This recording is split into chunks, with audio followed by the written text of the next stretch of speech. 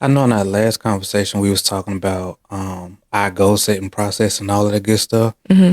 And I figure a good follow up to be a good follow up from that would be talking about disruption Okay. and how disruption and friction pretty much always come after you set your goals and your intention. Absolutely.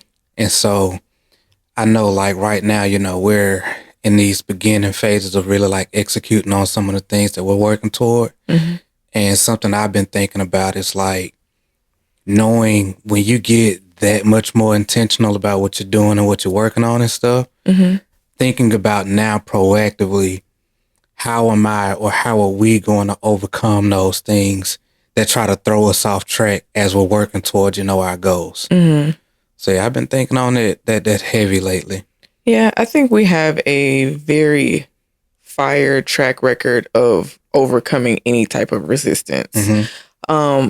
And I think what's dope about it is we have shortened the gap as to how heavily it can impact us. Yeah. Does that make sense? So like before, I feel like when we would be hit with resistance, it would be so hard for us to like push back and push through. And like it'll take us maybe a couple weeks or months or so. And then it went down to maybe a week or so. Yeah. And then it went down to, okay, give me like 10 minutes to talk to myself Mm-hmm. or us have a conversation and we good. Right. Like, you know what I'm saying? So I think like the more you practice doing, setting certain goals and being met with resistance, I think you just get used to that being the nature of the journey. So you overcome it faster. I agree with that heavily. Yeah. And what's interesting with that is it don't suck any less. That's a fact. That's a fact. It still sucks. Like when resistance shows up, it's like you only have the mindset that you need to keep going, but it don't make it any less difficult. Right. It don't make it any less, impactful, annoying. Oh, gosh. Because like for me, when resistance shows up, anytime after you set a goal or we set goals, it always go to that mindset, man. Like my mind be on some, what if this time, it doesn't work out, or overthinking, overanalyzing and all of those things. And so what I think is great for me is that as I'm working towards, doing more content, being better in some of the things that I'm sharing and I'm producing, cutting out all of the noise. Okay. So that means consuming other content. That means, being very intentional about what I allow in. Even though most of the stuff I listen to is personal development and creative and things like that, it can still in your mind get twisted and become comparison. It can become, you thinking that you should be further along or what you're doing and how we're going about something may not be the best way, or you should pivot and shift, and it just starts getting you confused. And even though it may sound good, that confusion is the enemy. Like it's the Absolutely. resistance. Yeah. It's the friction trying to throw you off. And so for me, I know it's really, really important right now for me to be quiet. Like to quiet the stuff that I allow in and just head down and work. And the only things that I let in, be it things that allow me to push past resistance and my own self-doubt, limiting belief, self-sabotage, not as productive, or disruptive patterns that I've had before, and move through that resistance way faster this time. And to piggyback off of what I'm just saying there, because I just thought about something else. I was about to shift. Go ahead. I thought about Let it something. flow. Let it flow. What's so dope is like we've been so consistent in, our posting with our content and things like that lately, that knowing that the work still has to be done and that we've been consistent so long, and that now what started off as us, just doing something for like 30 or 60 days. And we like, here we are, 4 months in or so. And like now it done just got easy. That allows me to be able to overcome resistance now also, because we've conditioned ourselves to consistency. That part. So now it's like, it could show up and make me think whatever it want to or whatever, but I still got to put this post up. I still got to work on, these content pieces or the things, you know, that I'm working on creatively for me anyway. Like the work still got to get done. Yeah. So it allows me to be able to overcome those things way faster. Yes. Because I still got to do the work. And that's the gift of consistency. It is. That's good. That's a really good example. Yeah. So I thought about that right before I was about to swing that thing back over to you. Oh. Yeah, that's good though. Yeah. How do you typically deal with resistance when it comes, or matter of fact, what's typically your biggest form of resistance? Biggest form of resistance. Mm-hmm.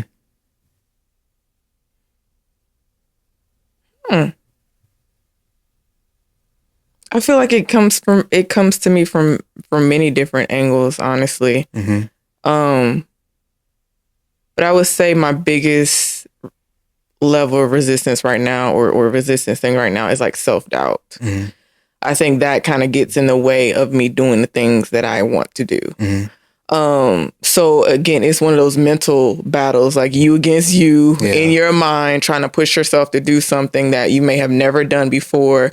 So it's important for me to keep a track record of what we've done and what I've done in order to get us to where we are right now. So it's like, this ain't no different. Like, it might look different, but it ain't no different than anything we've gone through before. Mm-hmm. You know what I'm saying? Sure, it's hard, but we can still push through, you know? Yeah. So just being able to have that track record of doing so many things, overcoming so many things, it just helps me be able to fight that demon. Yeah. Yeah. It allows you to be able to just power through it a whole lot faster. So that way it's not as strong a resistance as it used to be. Absolutely. Absolutely. And I think the dope thing about that is that we've gotten to a point now to where we know the pattern. Mm-hmm.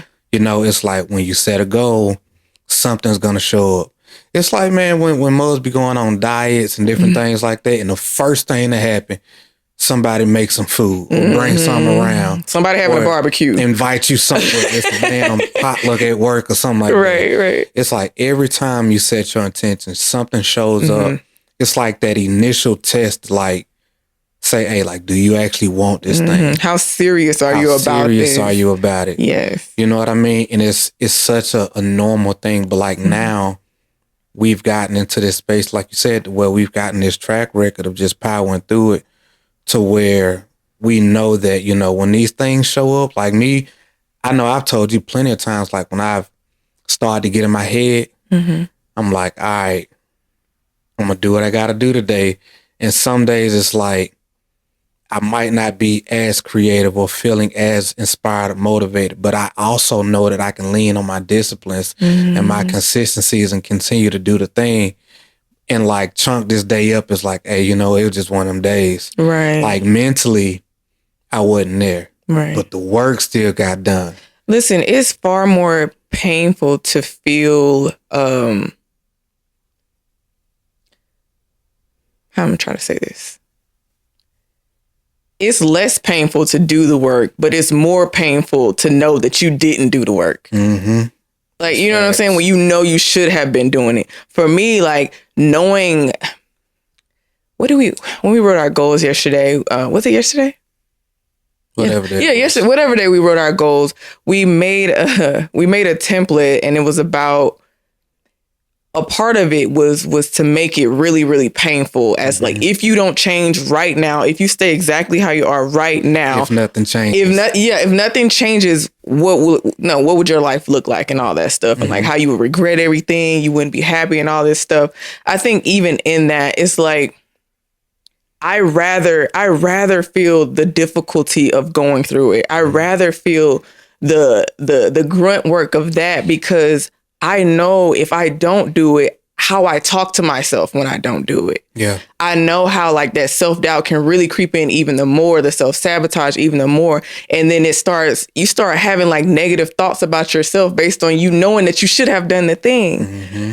So it's like the battle is really in your mind regardless, whether you do it or not. Yeah. You know what I'm saying? So Absolutely. It's like, which demon would you rather fight first? Like just doing the work or the thoughts in your mind? Your own regrets. Yes. Looking back at yourself and being like, man, I did take advantage of the opportunity. Right. Right. Yeah, man, that's just too much. Yeah. Man, I heard Uncle Myron. He said something so hard the other day, and he said that I would never let doubt talk me out of something I created in faith. And it wasn't exactly like that. He said, or out of an intention I set in faith. Ooh, let me run the whole Come on, thing run back. it back. He said, Come on. I would never let doubt talk me out of an intention that I set in faith. Ooh, That marinate for a second. that's really good. Ain't it though? Because how often do we allow our doubts and our fears to talk us out of things that we created in complete faith? Especially when we know what to do. Right. Or what we're capable of and our ability to figure it out in a process. And knowing that all we had to do was what we set our intention to in the first place, the plan, like follow it. Right. But we let that little monster on the shoulder, the little devil on the shoulder talk us out of it. Oh, that's good.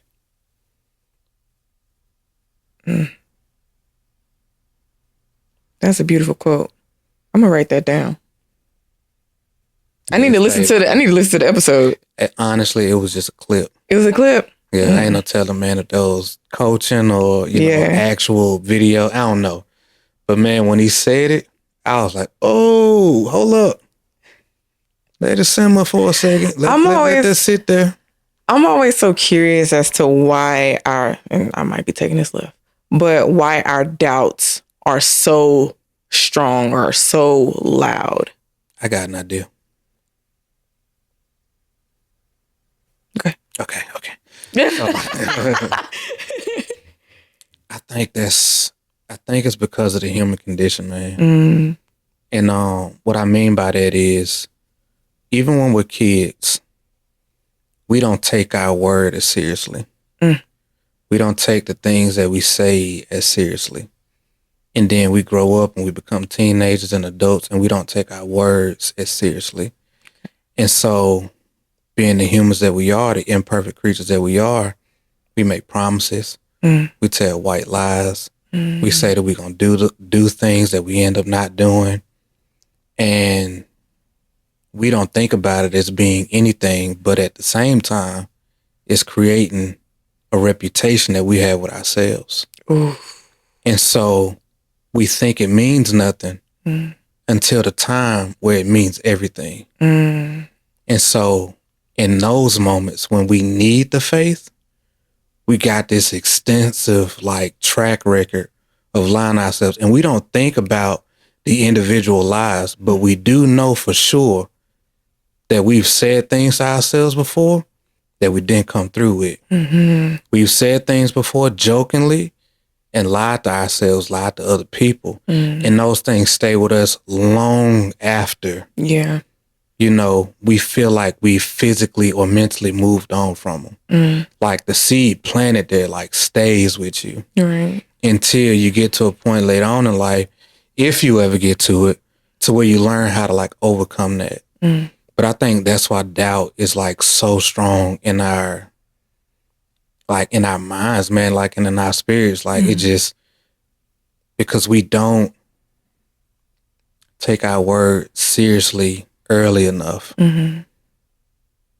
That's good. That was a really good explanation. That's my own thoughts, though. No, I think it's good. Yeah. Yeah.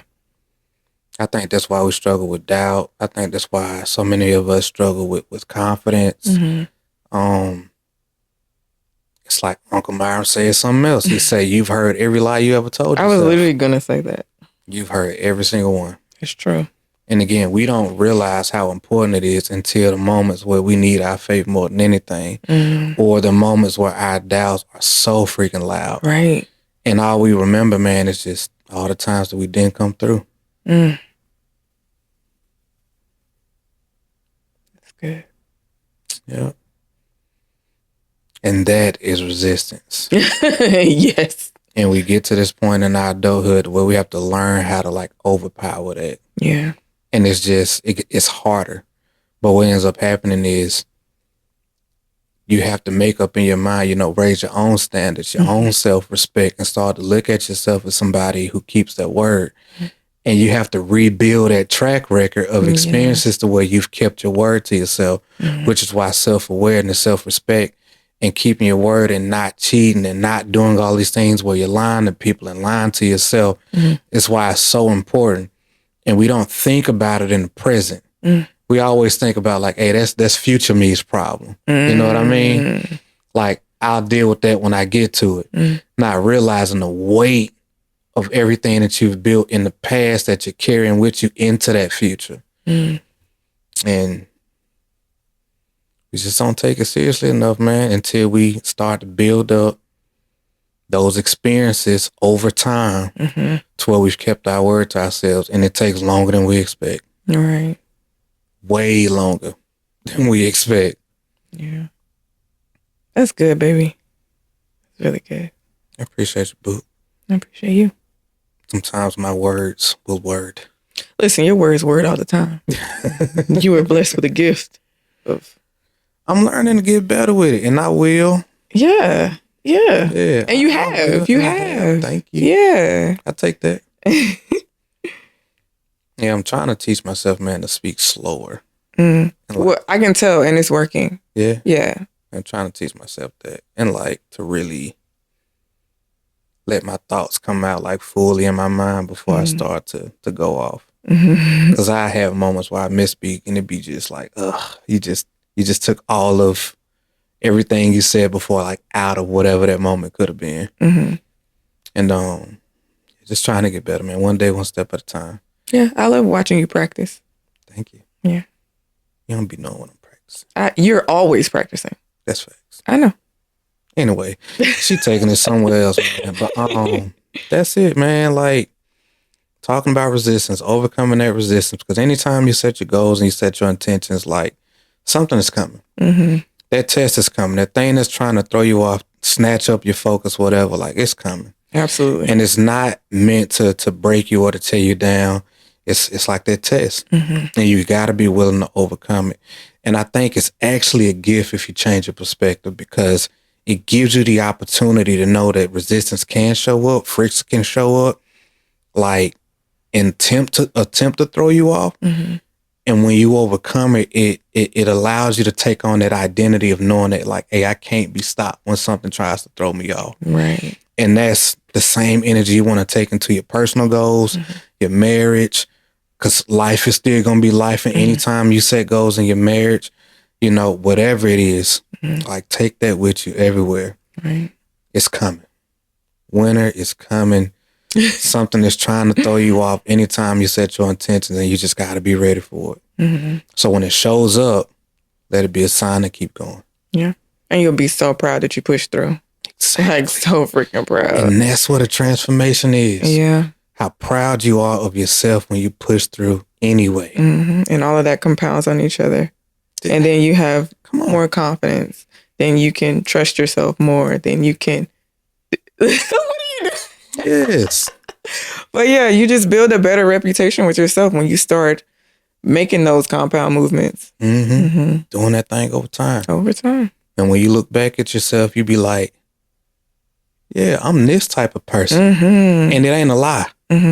Like, it's real. Yeah. Like, you've actually done that. Yeah. And the fact that you got the proof, and you don't have to come up and make up some affirmations to tell you that you are certain ways. Like, no, I really am that. Yeah. I did that. You know what I'm saying? Here's the proof. And here's the proof. Yeah.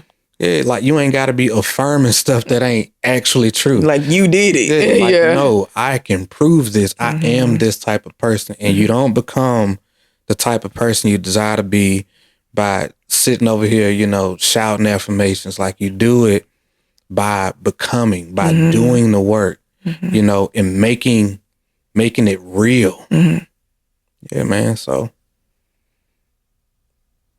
do the damn thing. Do the damn thing. That's it, man.